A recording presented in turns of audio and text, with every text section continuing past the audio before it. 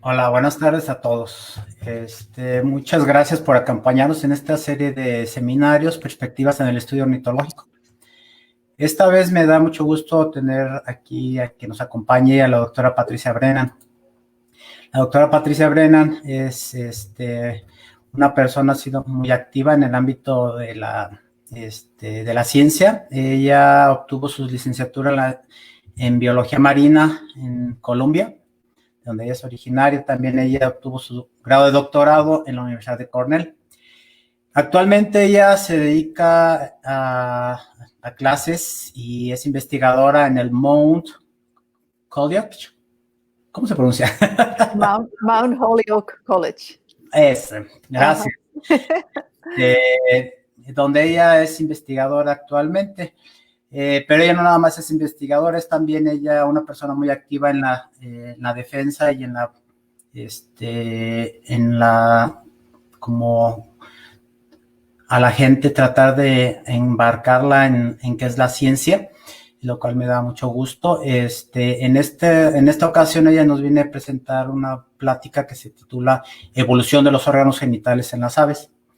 Pues sin más, Patricia, muchísimas gracias por acceder a compartir contigo tu investigación y pues adelante.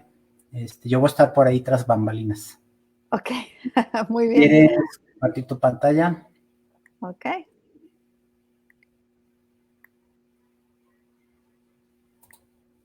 Y aquí vamos. ¿Se está viendo bien? Sí, ya se ve. Ok, listo, perfecto. Adelante. Pues muchas gracias, Alejandro, por la invitación. La verdad es que en este tiempo de pandemia ha sido muy interesante que he tenido la oportunidad de hablar sobre mi investigación con audiencias en diferentes partes del mundo, lo cual normalmente no es tan fácil porque viajar a otros países pues es difícil.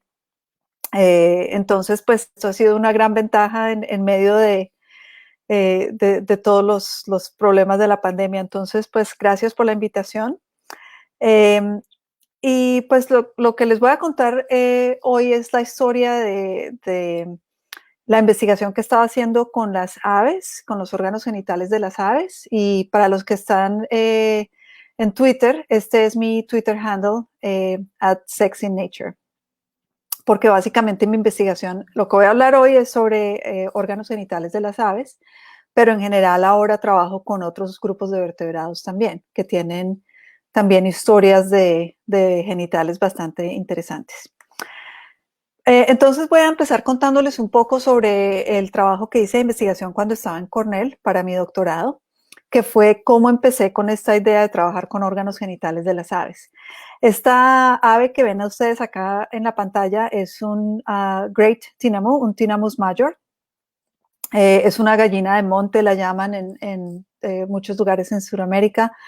Y los tinamús en general pues son aves bastante ancestrales que digamos son cazadas muy frecuentemente porque son bastante grandes. Entonces la gente local pues las caza para consumirlas. Eh, Son bastante tímidas y tienen unas características muy interesantes. Entonces aquí eh, voy a prender mi pointer. Entonces aquí ustedes pueden ver, este es uno de los nidos. Ellos realmente no construyen un nido, sino que ponen los huevos encima de la hojarasca y estas son las gambas de un árbol en un bosque tropical. Es en la selva, en la Estación Biológica de la Selva en Costa Rica, donde yo hice mi investigación. Y lo que es curioso de estos animales es que los machos son los que hacen todo el proceso de incubación y cuidan los bebés cuando nacen. Entonces aquí están los huevos que son espectaculares, colores muy brillantes, muy lindos, que sobresaltan contra la hojarasca. Entonces ustedes pueden ver que no los están escondiendo, sino que todo lo contrario, son muy visibles. Y aquí está el macho sentado en el nido incubando. Y aquí están unos polluelos que ya han eclosionado. Aquí hay uno, aquí hay otro, aquí hay otro. Después pueden ver que los polluelos sí son bastante camuflados. Entonces yo hice este trabajo y pues fue un trabajo bastante difícil, digamos, de campo. Pero una de las cosas que ocurrió durante este tiempo es que pude ver a estos aves apareándose. lo cual es bastante difícil porque, como les digo, son muy tímidos. Entonces resulta que la hembra se acuesta y asume una posición receptiva. Y el macho se para encima, y yo los vi que se estaban apareando, y cuando el macho se separó, yo vi esta cosa colgando de la cloaca. Y yo dije, ¿pero qué es esto? A mí ni siquiera se me había pasado por la mente que algunas aves tienen penes. La verdad es que la gran mayoría de las aves, el 97% de las aves, no tienen órganos genitales externos, no tienen penes. Todos los pajaritos que vemos nosotros por todo lado, ninguno tiene penes. Los penes se han mantenido solamente en unos pocos grupos de aves. Pero como pueden darse cuenta, tiene una forma bastante extraña, es así como enrollado, parece como un abridor de botellas de vino. Cada vez que me tomo una botella de vino me viene esta imagen a la cabeza. Pero entonces me pareció bastante curioso que yo estaba trabajando en Cornell, en la Universidad de Cornell, donde está el laboratorio de ornitología, y yo estaba rodeada de ornitólogos y yo nunca había escuchado que las aves tuvieran penes. Entonces, hice una nota mental de que cuando regresara del campo tenía que buscar un poco de información acerca de los penes de las aves y ver qué relevancia podía tener para el parentesco, por ejemplo, de las nidadas, que era lo que yo estaba interesada en estudiar en esa época. Entonces, así fue como empezó, digamos, mi viaje examinando órganos genitales. Fue porque hice una observación que no tenía ni la menor idea que era lo que estaba pasando, y dije, ok, entonces voy a pensar esto un poco más a fondo. Entonces, mis diapositivas están en inglés, pero no importa realmente porque tienen muy poco texto. Pero entonces lo que voy a hacer es voy a hablar un poco acerca de por qué las aves son un modelo interesante para estudiar la evolución de los genitales. Luego voy a hablar de un ejemplo del conflicto sexual entre machos y hembras y cómo ha influenciado la evolución de los genitales, especialmente en los patos. Luego hablaré un poco acerca de unos experimentos que hicimos en mi laboratorio para determinar la existencia de un fenómeno que se conoce como plasticidad del fenotipo, y les explicaré qué quiere decir eso, específicamente en el pene de los machos.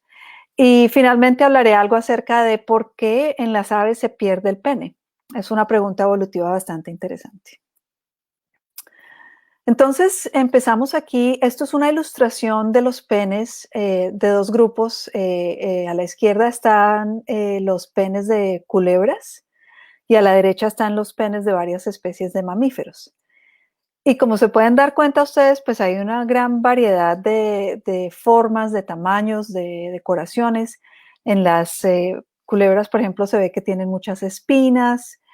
En los mamíferos también algunos tienen espinas, otros tienen como unos filamentos en la punta, y hay muchísima diversidad.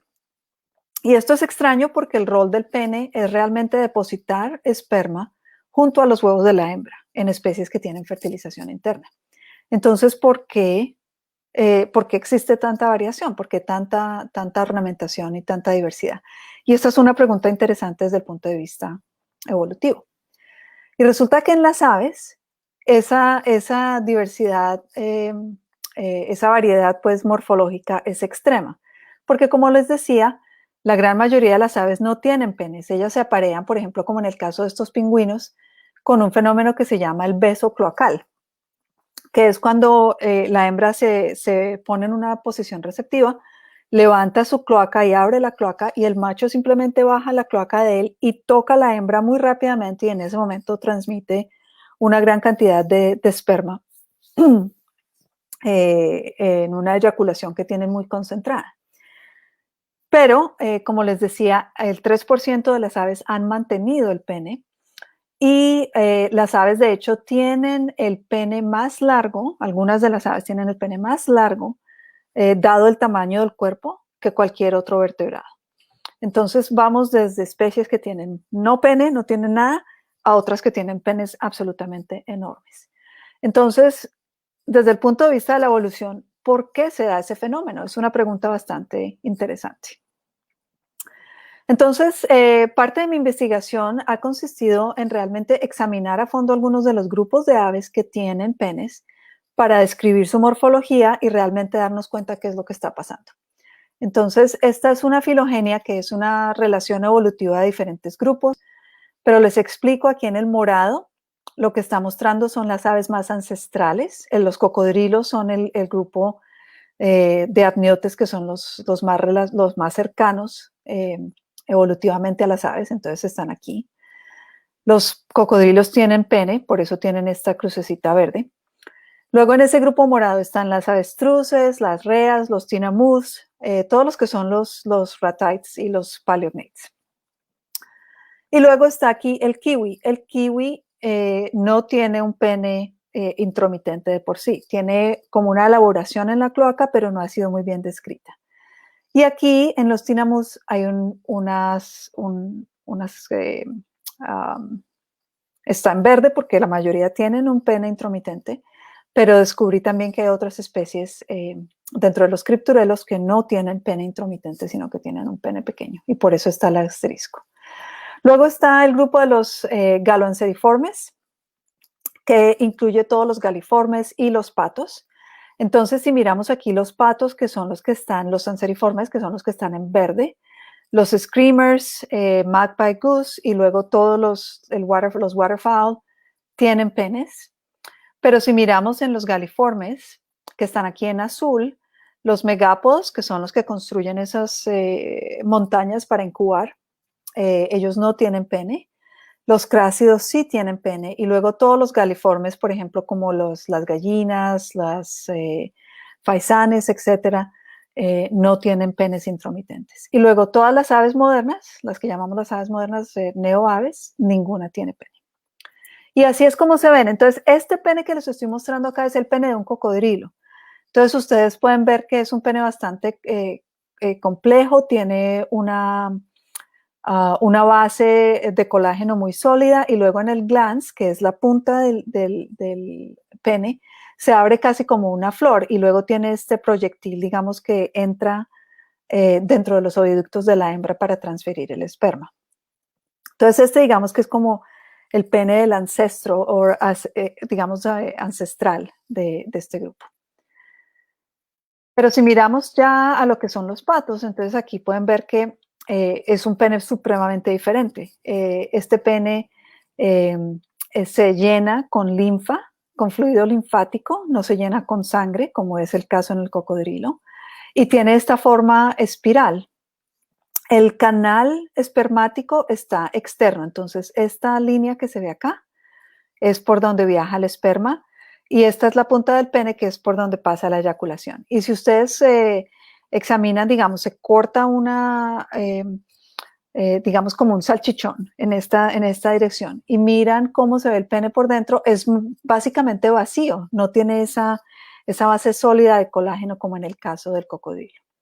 Entonces ha tenido muchas modificaciones morfológicas. Ahora, muchas de las aves tienen un tipo de pene que se llama un pene no intromitente. ¿Qué es eso? O sea, es básicamente que en la cloaca tienen una pequeña proyección que va dentro de la hembra y guía la transmisión de esperma, pero no es lo suficientemente grande como para penetrar realmente en la vagina. Este es el pene no intromitente en un tinamú, en el undulated tinamú, que es Crypturellus undulatus. Tienen un pequeño pene aquí no intromitente, que es como una lengüeta, y es más o menos por el estilo de lo que se ve en el pavo. Entonces los pavos, por ejemplo, tienen este mismo tipo de pene no intromitente. Pero no sabemos nada de estos penes no intromitentes, no sabemos ni siquiera por qué se han mantenido, porque pues no están realmente llevando el esperma bien profundo dentro de la cloaca de la hembra. Entonces, ¿por qué se mantienen? Pues la verdad no sabemos. Y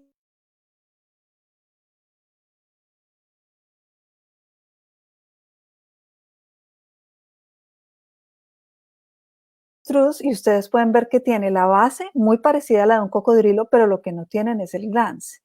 Este es el pene de un imu, que empieza a tener un poco esa forma espiral, pero que es muy corto. Este es el pene de un leipoa, que es uno de esos megápodos, donde descubrí que ellos han perdido el pene de manera secundaria. Entonces no tienen ni siquiera un pene no intromitente, sino simplemente no tienen pene.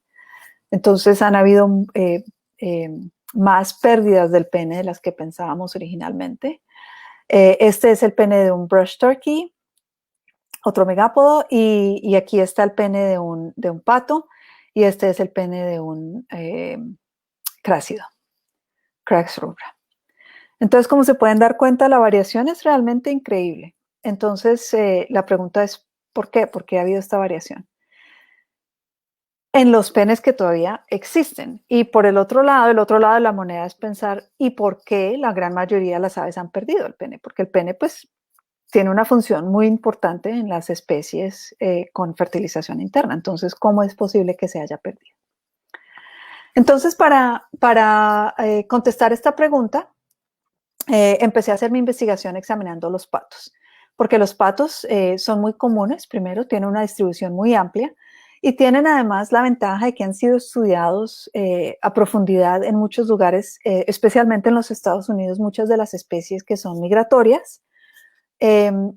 La biología en general de los patos es que en muchas de las especies migratorias que viven aquí en la zona norte, ellos, la hembra elige un macho durante el invierno, los machos entran en plumaje durante el invierno, las hembras, siempre hay más machos que hembras y los machos llegan a estos lugares donde se juntan en lagos o en el océano, depende de donde estén, y los machos están haciendo sus bailes, sus danzas que son muy estereotípicas, y los machos también son espectaculares. O sea, los patos machos en general son uno de las aves más hermosas que hay, tienen unas características de plumaje muy lindas.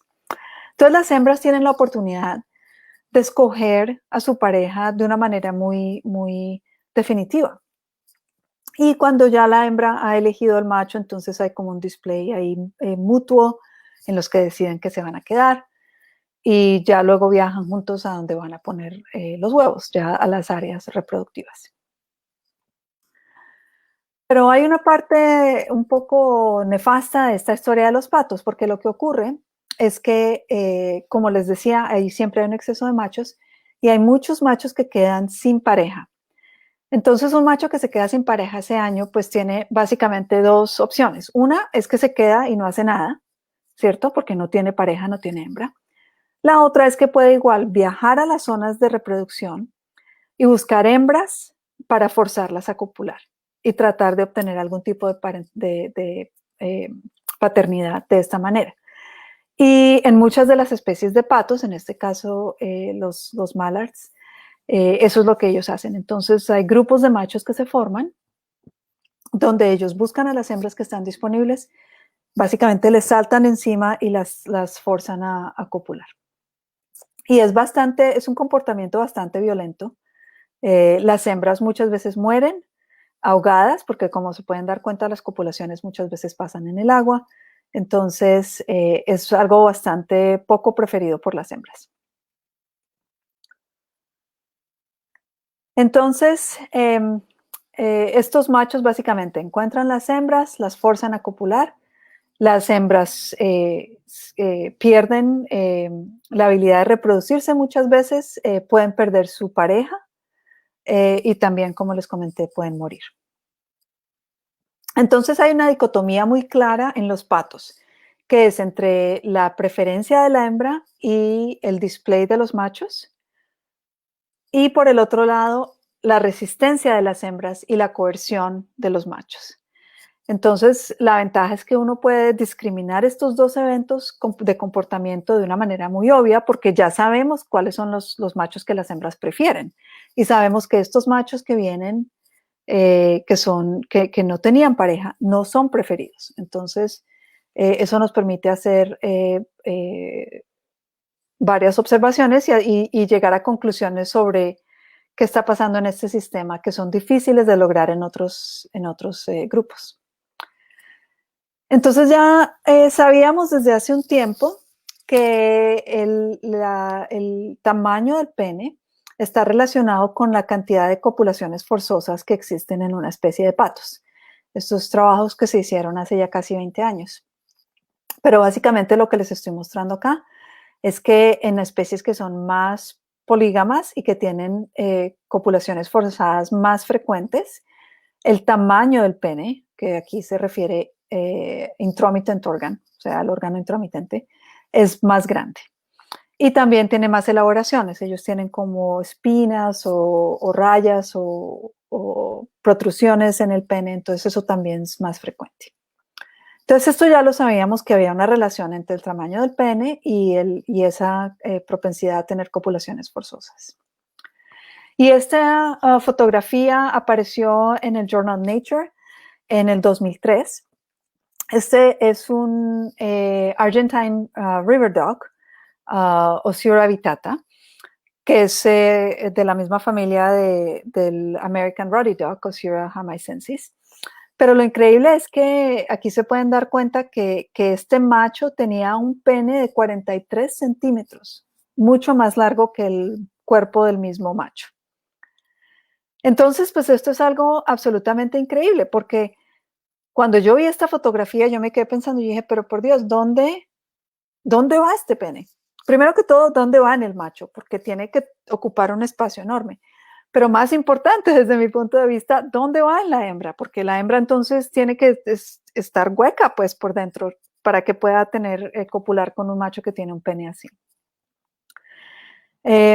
Entonces resulta que esa pregunta pues nadie se la había hecho, entonces me dio la oportunidad de empezar a mirar qué estaba pasando con las hembras en los patos.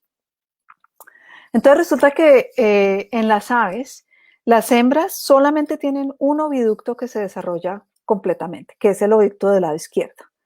La idea es que seguramente esto tiene que ver con aliviar el peso para poder volar mejor, aunque realmente pues es muy difícil examinar esa hipótesis porque ha ocurrido solamente una vez. Entonces no sabemos realmente por qué, pero el caso es que las hembras solamente tienen un oviducto activo en el lado izquierdo. Y esta es la morfología. Entonces ustedes tienen aquí la entrada de la cloaca. Aquí en esta zona que estoy mostrando acá, esta es la vagina propiamente dicha. Aquí está la glándula de la cáscara y luego el resto de las partes del oviducto, hasta aquí en el infundíbulo, que es donde ocurre la fertilización. Entonces, si ustedes abren un pájaro cualquiera y remueven una capa muy delicada que tienen de tejido conectivo alrededor de la vagina, se van a dar cuenta que es básicamente un tubo que está doblado como en forma de N. Entonces, aquí ustedes pueden ver eso muy claramente. Pero en el pato, cuando yo empecé a hacer disecciones cuidadosas de la vagina del pato y removí esa capa de tejido conectivo, se pueden dar cuenta que no es un tubo, es un laberinto completo. Entonces tienen en la entrada una cantidad de entre 2 y 3 espacios que son como cámaras sin salida, y luego de estos espacios siguen una serie de espirales que van en dirección al reloj, a la misma dirección de las manecillas del reloj. Y cuando uno examina, en este caso este es un Peking Dog, que es la versión domesticada de los mallards, de Anas platirhynchus. Y si uno mira la hembra y el macho uno junto al otro, pues es muy obvio darse cuenta que los espirales del macho van contra las manecillas del reloj, mientras que los espirales de la hembra van en la misma dirección de las manecillas del reloj.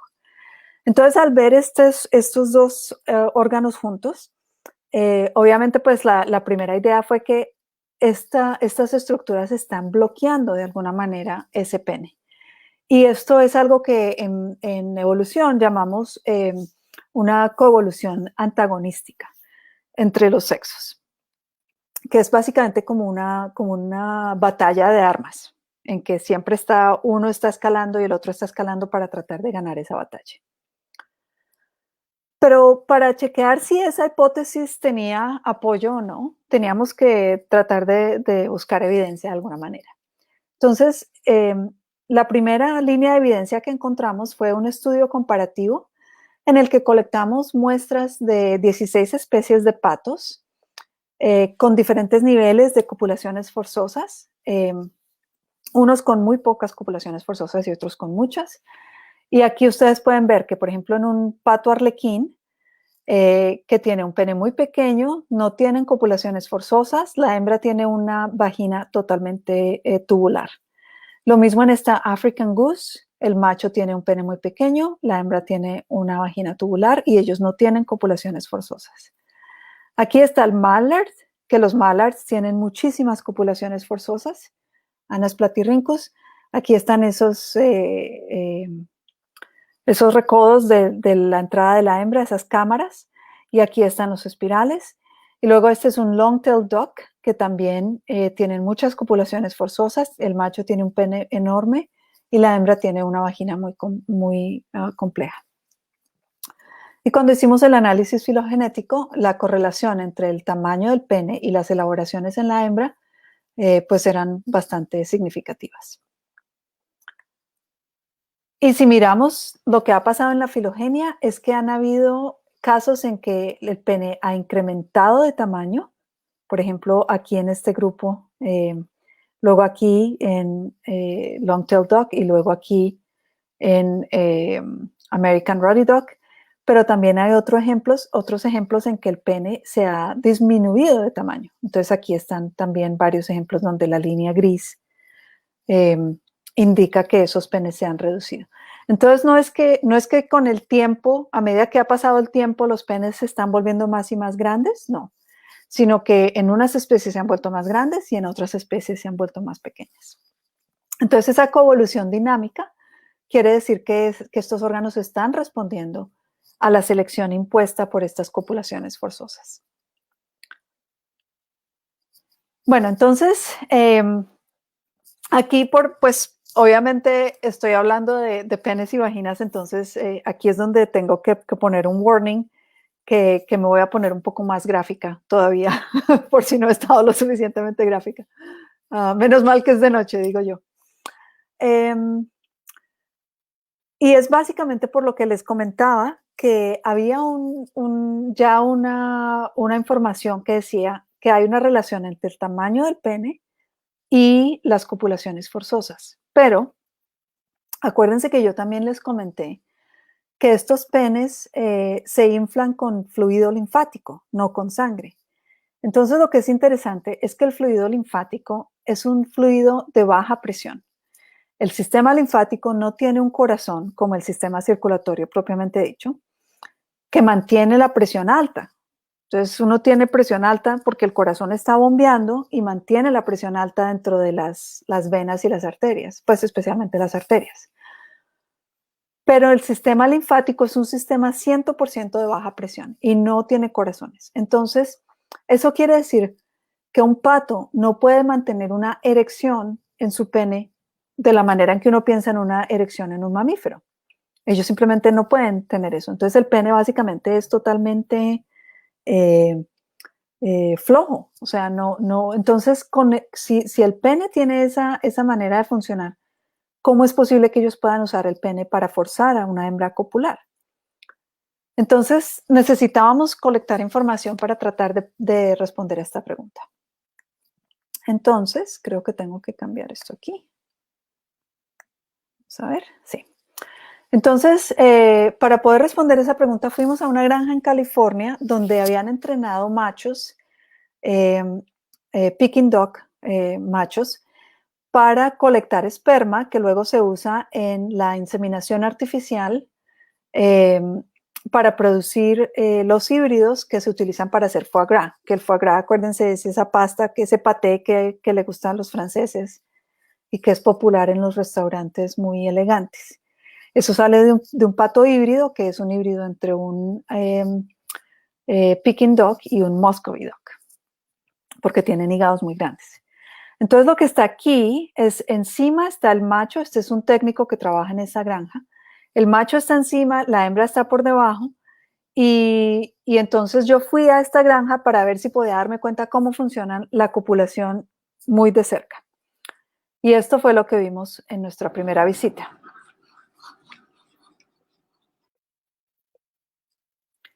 Como se podrán dar cuenta, es demasiado rápido. Y nosotros, ¿pero qué pasó ahí? O sea, ese pene como que salió en un momento, un pene enorme, y no supimos qué pasó. Entonces tuvimos que regresar, y regresamos con una cámara de alta velocidad, con la idea de que podíamos ahora sí grabar y ver cómo funcionaba el pene. Entonces, esta es la grabación que hicimos. La hembra está abajo, el macho está encima, y ustedes pueden ver este pene que tiene 20 centímetros de largo. Sale, se revierte y eyacula en una tercera parte de un segundo. Eso es algo increíble. Hicimos muchas grabaciones de esto y eso es más o menos el promedio. Entonces, esto fue un fenómeno que no se conocía, de que los penes de las aves funcionaban de esta manera, y nosotros lo llamamos una eversión explosiva, porque literalmente el pene explota de la cloaca del macho con una velocidad increíble. Y este es el sistema que le permite al macho copular con la hembra, aunque la hembra esté tratando de evadirlo. Porque si el pene del macho está en cualquier lugar cerca de la cloaca de la hembra, la fuerza con la que sale va a permitirle a ese pene entrar a la cloaca. Entonces es bastante dramático. Entonces queríamos más aún saber si esta era posiblemente una función de las barreras que veíamos en la hembra, si de verdad podían actuar para parar la eversión del pene del macho. Entonces lo que hicimos fue que construimos estructuras de vidrio. Aquí les voy a mostrar, aquí estas a mano izquierda están las que llamábamos las fáciles, que era simplemente un tubo y otra con una espiral que va contra las manecillas del reloj, o sea, en la misma dirección que el pene del macho. Y estos que son los que imitan a la hembra, con unos espirales que van en la misma dirección de la manecilla del reloj, y uno que tiene un ángulo de doblez de 145 grados, que es el mismo ángulo de la primera cámara de la hembra. Y volvimos a esa misma granja y los usamos con esos patos entrenados. Entonces aquí les muestro los videos. Esto es una versión en un tubo. El pene funciona sin ningún problema. Aquí está la que va en la misma dirección que el pene del macho. Y ustedes pueden ver, el pene funciona sin ningún problema. Aquí va la siguiente. Esta es la que es como la hembra. Y dense cuenta que el pene se queda parado.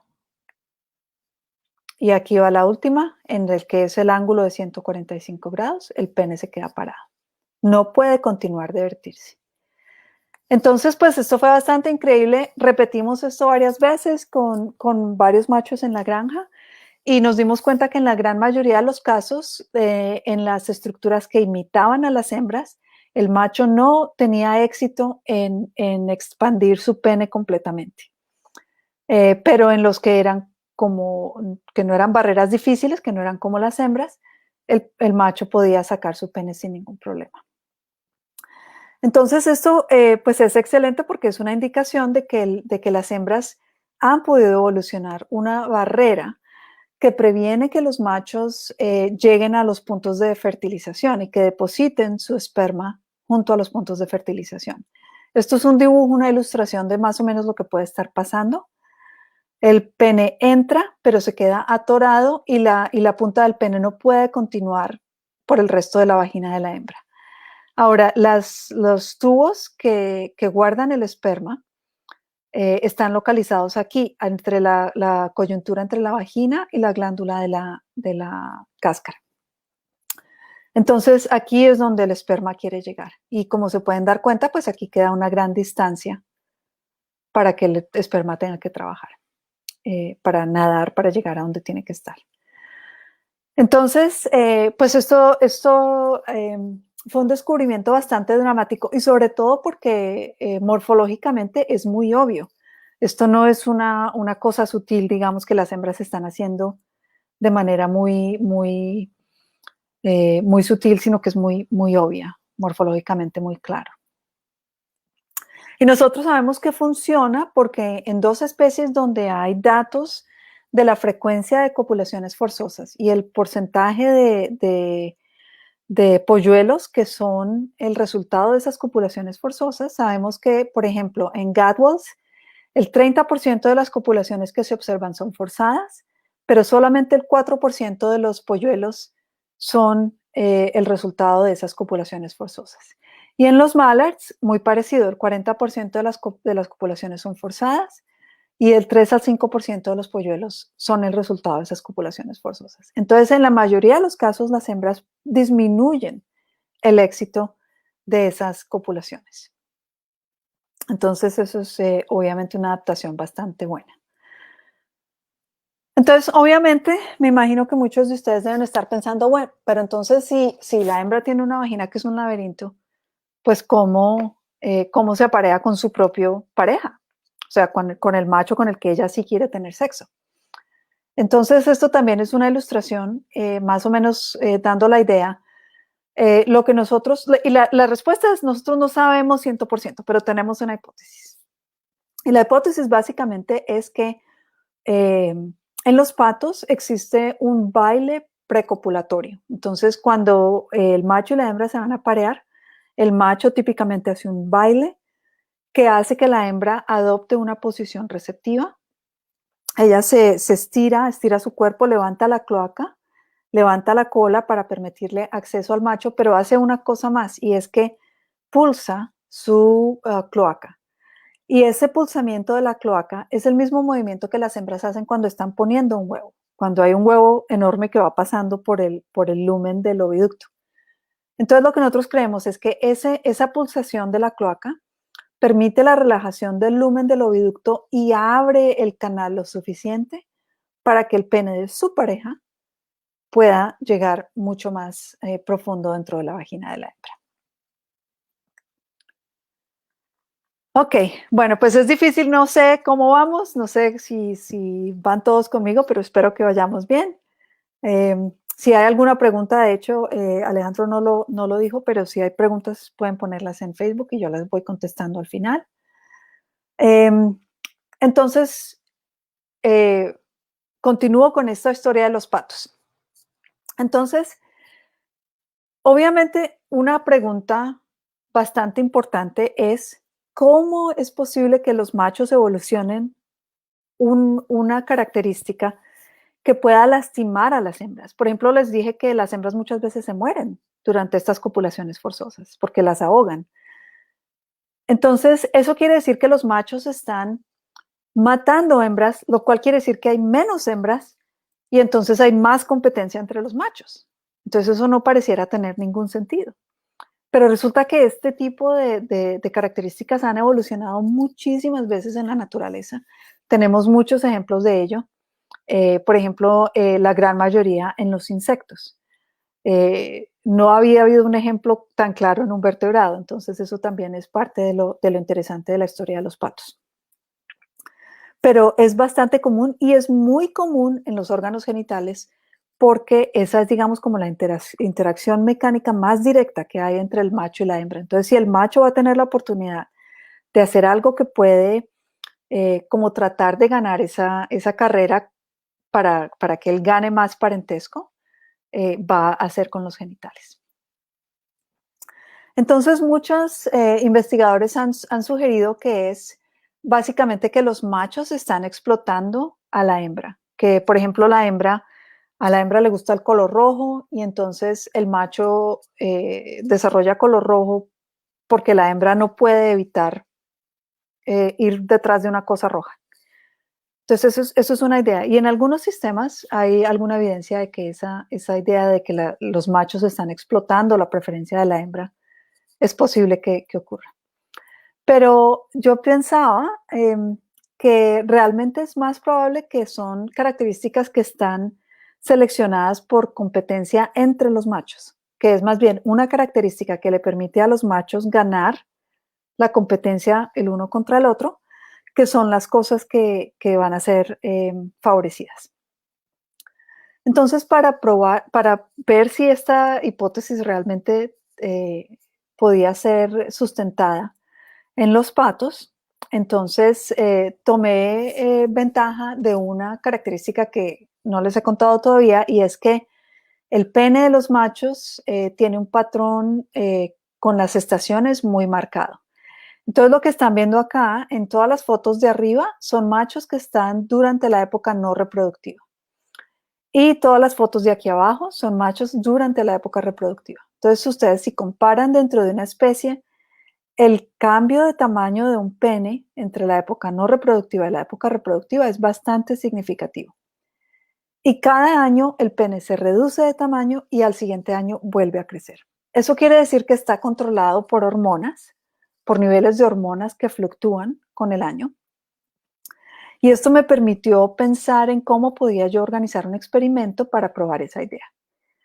Y esto lo hemos sabido desde hace mucho tiempo. Este es un paper del 1961, que es hace 60 años, donde está el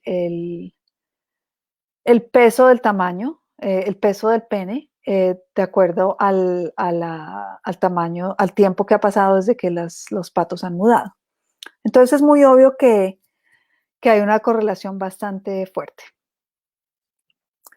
Entonces la idea que yo tenía era ver si yo podía cambiar el medio ambiente social, el entorno social de los machos y ponerlos en un sistema en el que tuvieran que competir contra otros machos, si eso iba a favorecer que el pene se incrementara de tamaño.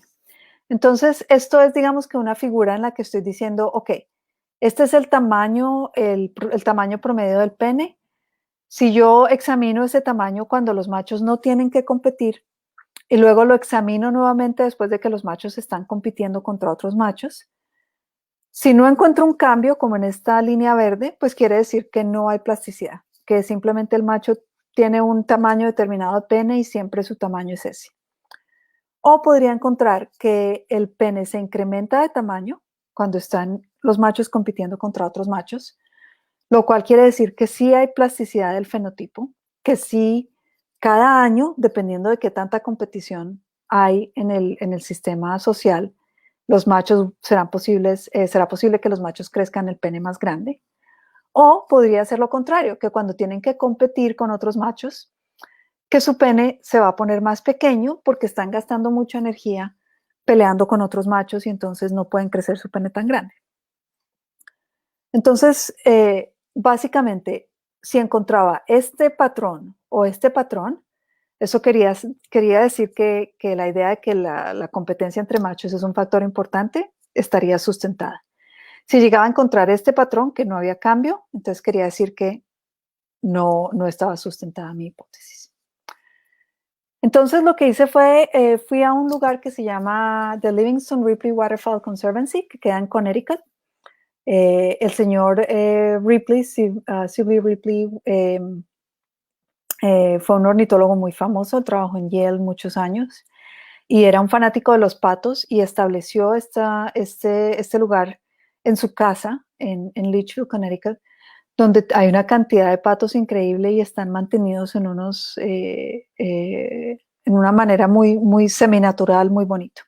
Y ahí fue donde hice estos experimentos. Entonces el experimento fue que básicamente organicé 10 parejas donde tenía un macho y una hembra solos. Entonces no estaban los machos compitiendo con otros machos. Y comparé ese setup con grupos donde tenía un montón de machos y pocas hembras, donde los machos tenían que competir por el acceso a las hembras.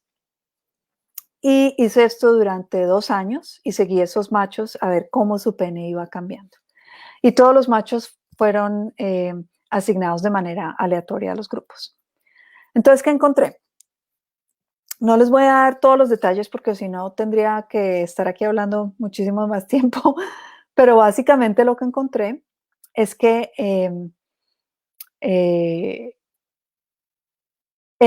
el Ruddy Duck, en el American Ruddy Duck, yo esperaba que no iba a encontrar ninguna plasticidad, porque acuérdense que les mostré ese pene supremamente largo que tienen. Yo dije, no, pues así estén compitiendo con otros machos, es imposible que puedan crecer todavía un pene más grande, aunque tengan muchas copulaciones. Entonces yo pensaba que ahí no iba a encontrar plasticidad. Y la otra especie, solo voy a hablar de 2, el Scaup, Lesser Scaup, Aithia. Yo había predecido que sí iba a encontrar un nivel de plasticidad porque ellos tienen copulaciones forzosas, entonces ahí sí vería plasticidad. Entonces, primero les muestro lo que encontré en el SCOP. Es que, de hecho, sí, cuando los pusimos en los grupos, estas curvas muestran en amarillo los machos que estaban solo en los pares y en el verde y en el azul los machos que estaban en los grupos. Y ustedes pueden ver que en el año 1 y en el año 2, el tamaño promedio de los penes en los grupos era mucho más grande que en los pares. Entonces, perfecto. Eso quiere decir apoyo total a mi hipótesis, porque cuando los ponen en grupos, los penes crecen más. Entonces, bueno, muy bien. Pero resulta que cuando miramos a lo que pasaba con los Roddy Dogs, totalmente distinto. Entonces, en los Roddy Dogs, lo mismo, el amarillo son los pares y el verde y el azul son los grupos. Y se pueden dar cuenta que los machos en los pares tenían penes más grandes y no solamente más grandes, sino que mantenían los penes bien desarrollados por periodos de tiempo más largos dentro de la temporada reproductiva. Entonces esto fue una sorpresa total, porque yo esperaba encontrar que no había plasticidad, pero lo que encontré es que había plasticidad y que en el sistema de competencia los penes se ponen más pequeños. Y lo que pasa es que en esta especie en particular hay un solo macho que se vuelve el macho dominante dentro de los grupos. Ese macho agarra el color ladrillo que es característico de esta especie y el color azul en el pico. Y entonces esto es como pueden lograr mantener una dominancia y están siempre golpeando a los otros machos y no los dejan entrar en condición reproductiva. Y eso es algo que no se sabía antes. Entonces, si miramos los individuos de cada grupo, los machos que estaban en los pares, cada quien simplemente crece en el pene con la temporada, con el cambio de luz, y luego lo reducen cuando la luz se empieza a reducir, pero los que estaban en los grupos están por todo lado porque están tratando de crecer su pene sin que el macho dominante los golpee. Entonces, un descubrimiento bastante interesante, pero en general apoyaba mi idea de que la competencia es importante. Hice este mismo experimento con mandarín, patos mandarines, donde esperaba no encontrar plasticidad y de hecho encontré eso, pero estos experimentos no funcionaron muy bien, entonces pues no voy a hablar mucho de eso.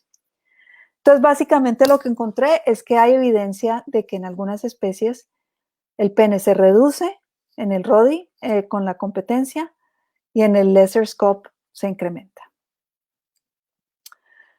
Bueno, entonces esto quiere decir, el pene de los patos está controlado por el nivel de competencia que existe entre los machos. Digamos que es como el comienzo de esta característica. Y luego las hembras, los machos pueden empezar a utilizar este pene para tomar ventaja de las hembras. Y luego las hembras responden coevolucionando estructuras en sus genitales para prevenir esto.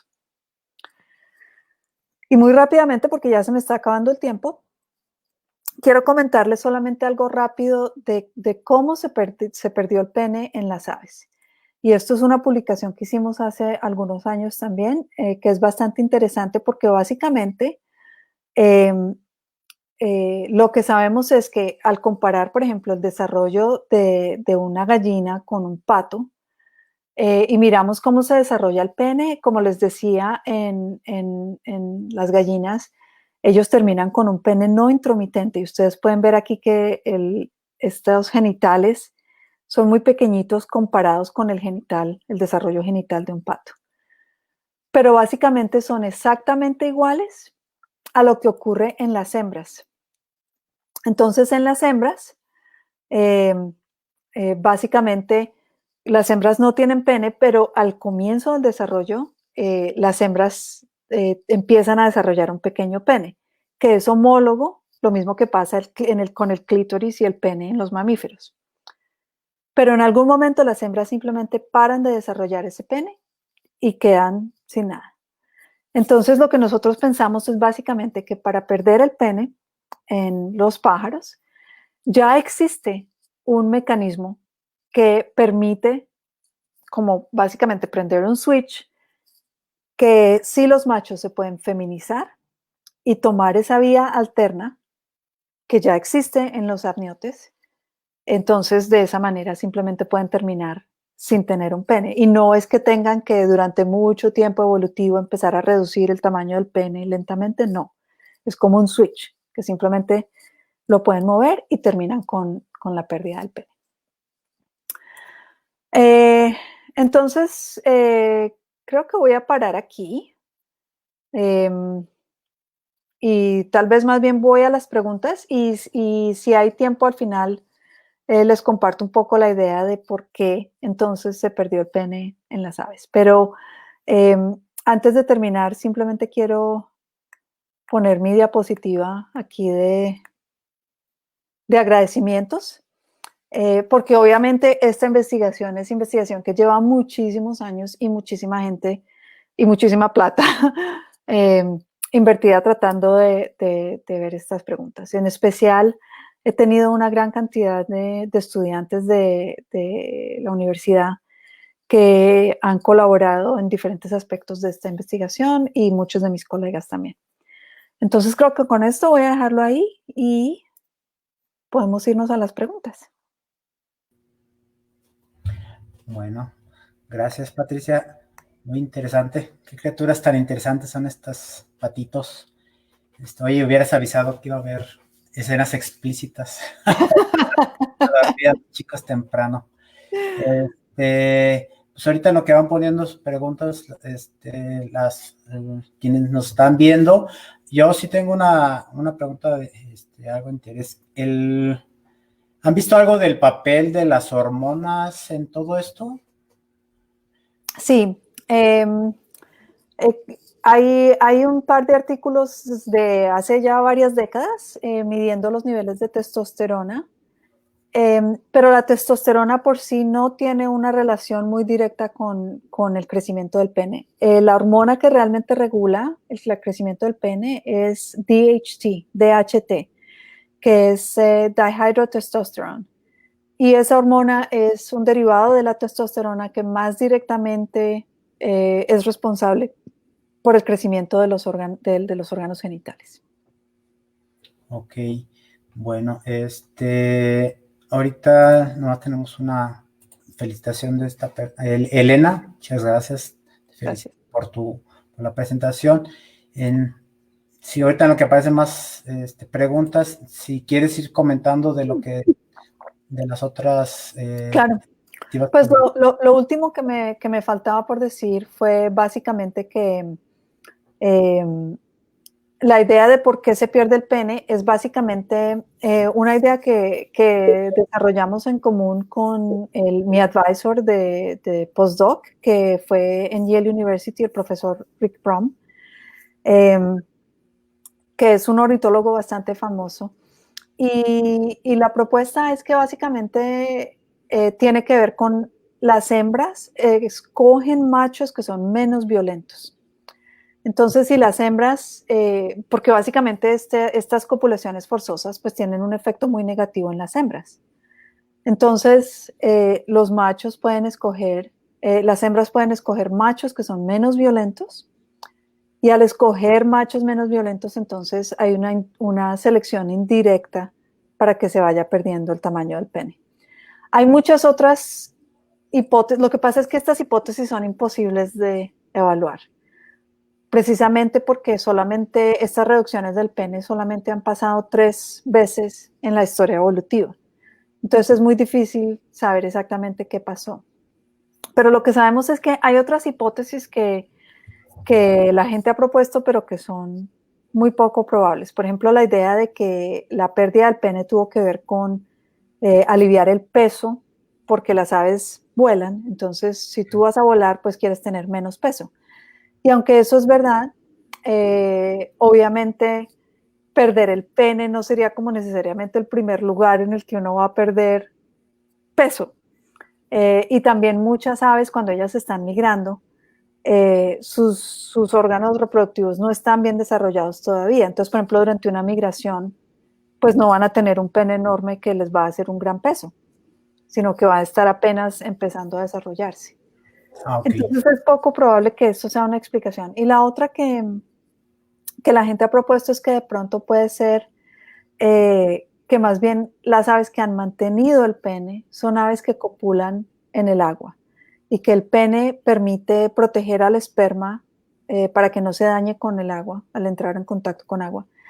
Y aunque eso es verdad de los patos, porque los patos copulan en el agua, todos los otros no copulan en el agua. Entonces los tinamús, las avestruces, etcétera, ellos todos tienen pene, pero no copulan en el agua. Muy bien. Bueno, Luis Cid, te felicito por la charla. Gracias. Aquí tenemos una pregunta de Jocelyn Peña. Entonces, ¿el éxito reproductivo no depende del tamaño del pene? Entiendo que los machos que tienen el pene más simple se reproducen más. No, entonces, esto es algo que no hemos, digamos, evaluado de forma definitiva. El macho que tiene el éxito reproductivo más grande es el macho que se aparea con la hembra, o sea, el que es la pareja con la hembra sin importar qué tamaño de pene tenga. Entonces, desde el punto de vista del macho, lo más importante es convencer a la hembra de que forme pareja constante con él. Una vez que ya hay esa formación de pareja, eso es lo más importante. De ahí en adelante, si tú eres uno de esos machos que viene volando y la hembra ya está apareada con otro, pero tú vas a venir y vas a tratar de forzarla a copular, no sabemos si machos que tengan penes más grandes tienen más chance de tener éxito de parentesco.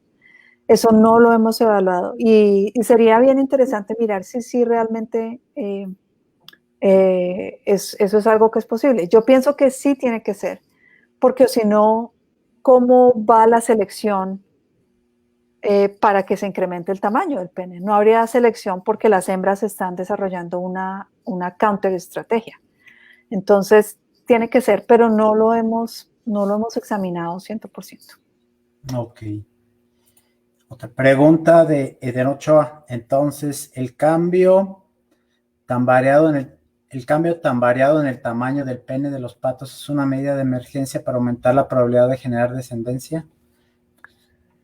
Pues depende, ¿no? O sea, la respuesta es básicamente sí, porque así es como funciona la evolución. O sea, la idea es que tú tienes que desarrollar características que te permitan dejar la mayor cantidad de descendientes comparada con las otras posibilidades.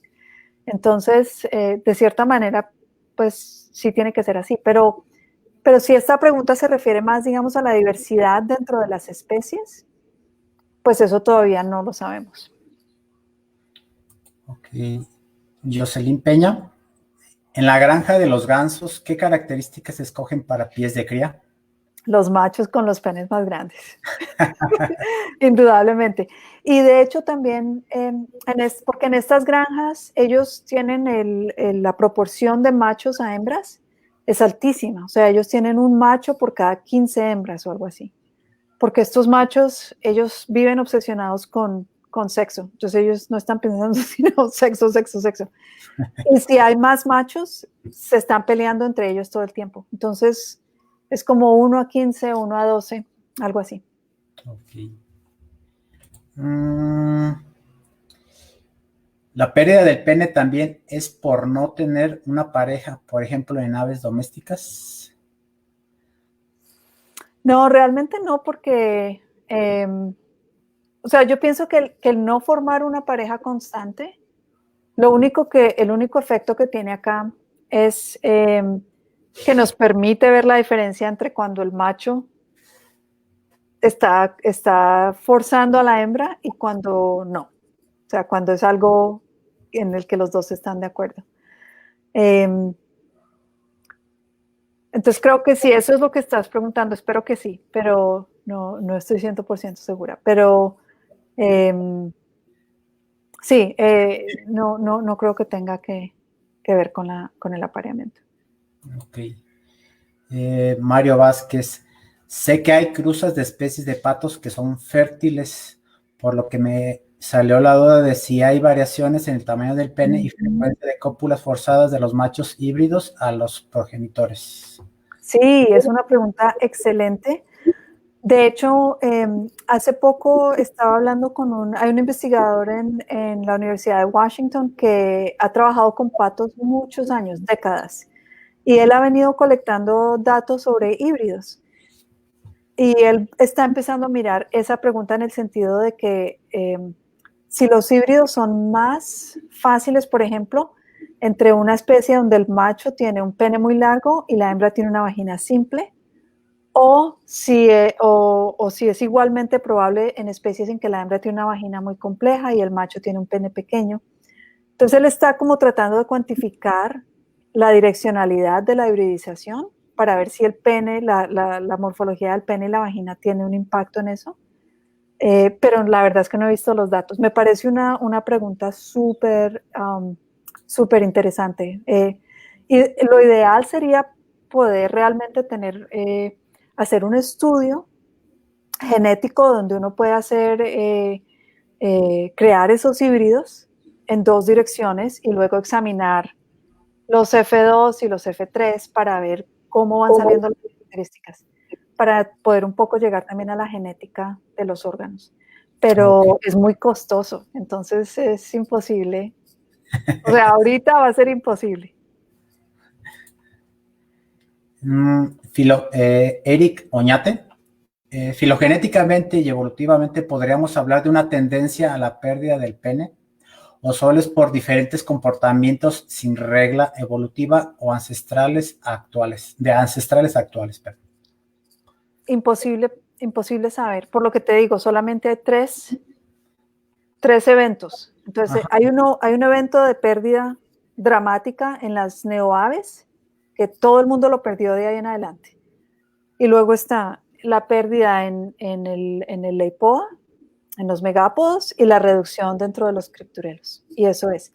Entonces, ¿cómo podemos saber cuál es la evolución? O sea, cuáles son las correlaciones que hubieran podido llevar la pérdida del pene? Es con una muestra de 3 en una filogenia es básicamente imposible. Entonces, no sabemos realmente qué. Es muy difícil responder esa pregunta. Okay. Aunque hay una manera que es interesante,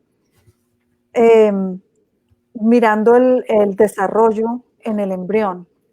Y hay un investigador en la Florida que está haciendo un trabajo súper interesante donde él está tratando de ver si el programa para crecer un pene todavía existe dentro de las neoaves. Entonces, por ejemplo, y dentro de los galiformes también. Entonces, por ejemplo, un galiforme, un chicken que tiene un pene no intromitente, si uno puede manipularlo en el desarrollo embriónico para que crezca el pene intromitente como si fuera un pato. Entonces, si se pudiera hacer ese tipo de manipulación, se podrían hacer algunos experimentos bastante interesantes para ver qué tipo de condiciones facilitan el mantenimiento y la pérdida del pene. Pero quién sabe cuándo se podrá hacer ese trabajo. Sí, es bien interesante. Sí.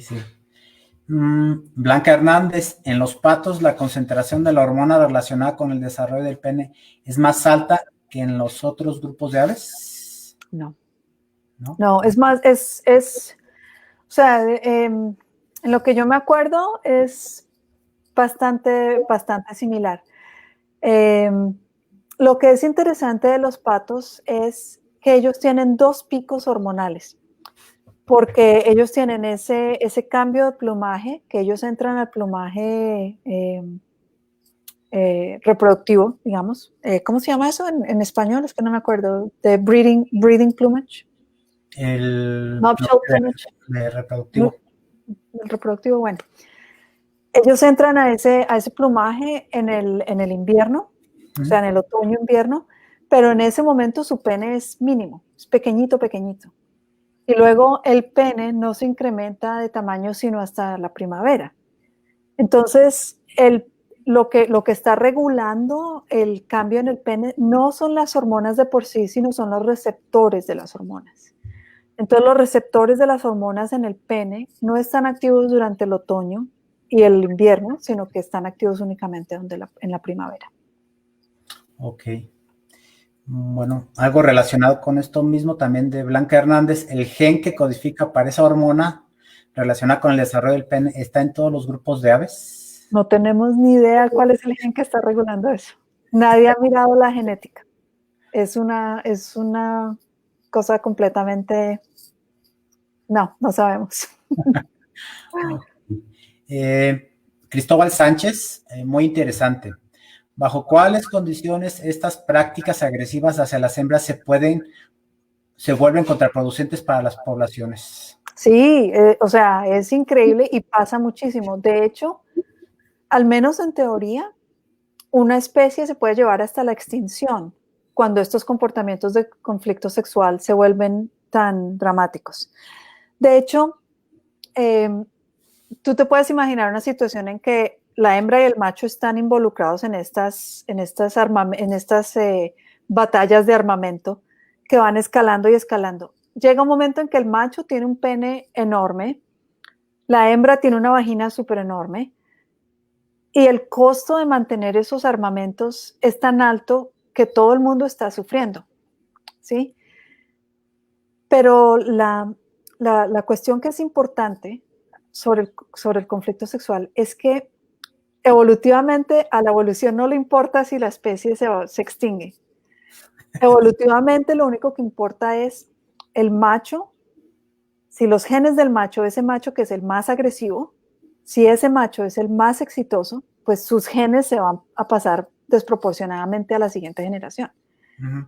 Entonces, es digamos como una demostración de que la evolución realmente no tiene dirección, no tiene pies ni cabeza, simplemente son estas cosas que pasan y se llega a este tipo de interacciones, pero pueden resultar en algo totalmente contraproducente. O sea, estos penes, mantener estos penes, yo he encontrado machos, por ejemplo, con unas infecciones en los penes horribles, las hembras, por ejemplo, porque las vaginas son tan complicadas, pueden tener esto que se llama egg binding, ¿cómo se llama eso? Cuando el huevo se queda atorado y no pueden poner el huevo, porque queda como atorado dentro de la vagina, y eso las mata también.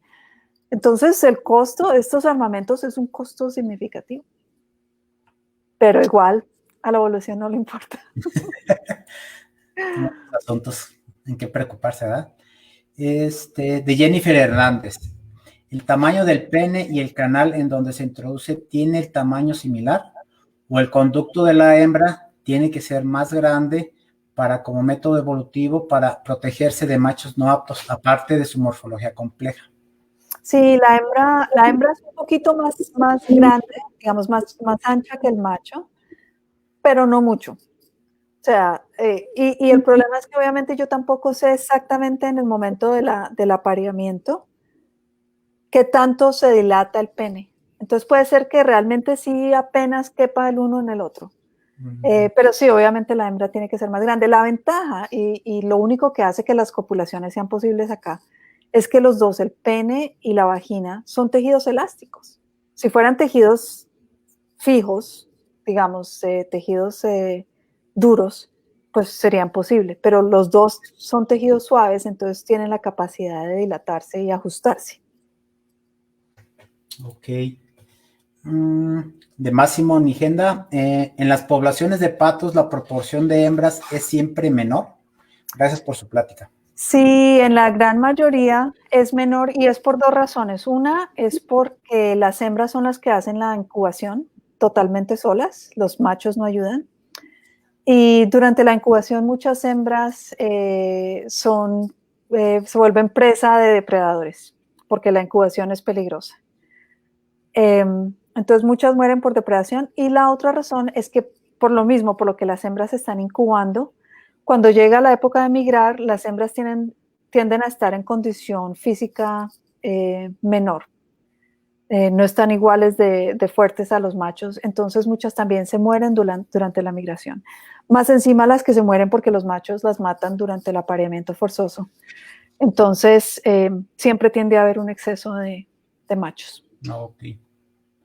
Bueno, la última que tenemos y es de Daniel Mancilla. Excelente tema. El sistema de apareamiento, monogamia, poligamia, puede estar relacionado con la presencia o la ausencia de pene en las aves. Saludos y gracias por la ponencia.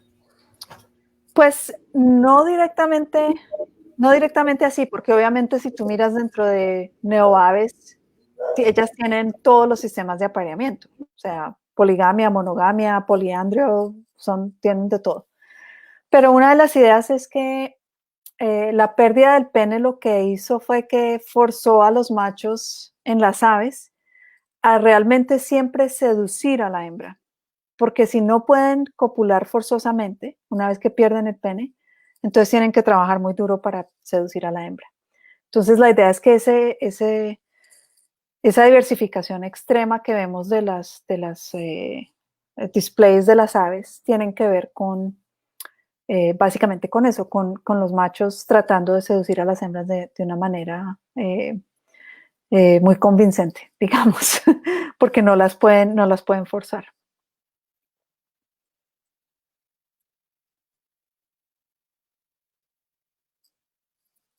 Oh, no te escucho. Es que había un poco de ruido acá, por eso apagué el Ya. micrófono. Son todas las preguntas. Aquí nada más una pregunta de Blanca Hernández. ¿Si va a estar disponible la charla para volver a verla? Sí, va a estar disponible aquí en el Facebook de Cipamex. Pues a mí no me queda nada más que agradecerte, Patricia. Muchísimas gracias por esta plática tan interesante. Apta para mayores, nada más. Sí, lo siento, se me olvidó decir, no lleven a los niños. Bueno, a no ser que quieran explicarles todo lo que tenga que ver con sexo, que está bien también, pero... Tienen que ponerse creativos para explicar esas partes. No, de verdad, muchísimas gracias, y trabajo muy bueno, y pues a ver en qué momento volvemos a invitarte de nuevo. Bueno, un gran placer, buena suerte. Sale. Bueno, y a todos los que nos están escuchando, muchísimas gracias por acompañarnos. Los esperamos la siguiente semana también con otra charla más. Bueno, hasta luego. Hasta luego, Patricia. Gracias. Hasta luego, Alejandro, que estés bien. Nos vemos.